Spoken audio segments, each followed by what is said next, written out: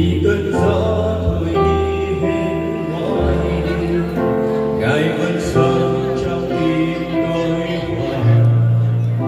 Tôi không có gì dâng hiến cho Ngài ngoài niềm đau thương và mất mát. Tôi không hết những ngày vỡ buồn và đặt hết dưới chân Giêsu. Tôi chỉ có Giêsu mà thôi, nhưng trong Ngài tôi tìm được tất cả.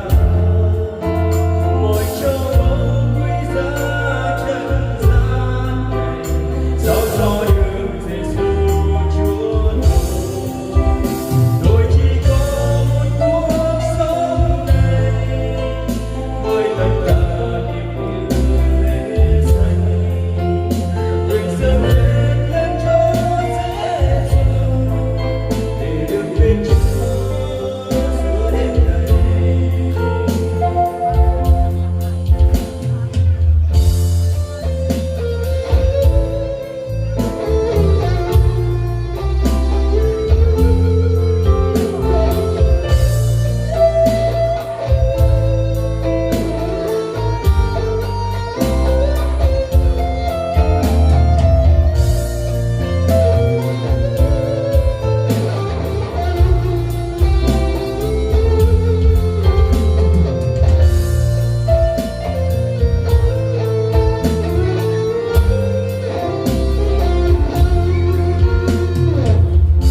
Tôi không có gì trong thế gian này mà chỉ có một mình Giêsu.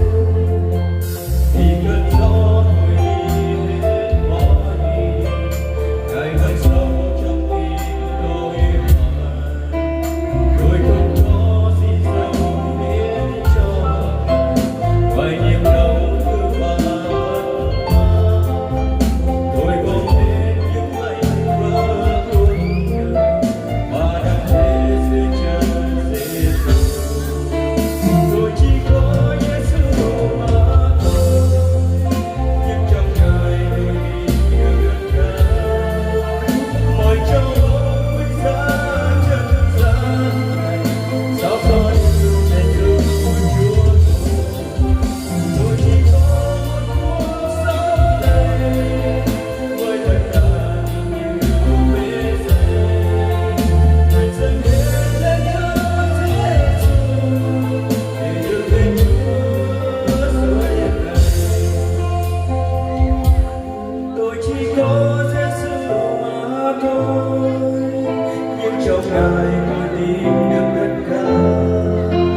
Mọi châu báu quý giá trần gian này, sao so được Giêsu Chúa tôi. Tôi chỉ có một cuộc sống này với tất cả tình yêu bề dày. Nguyện dâng hết lên cho Giêsu để được bên Chúa giữa đêm này, để được bên Chúa suốt đêm này. Sambil cakap dia cakap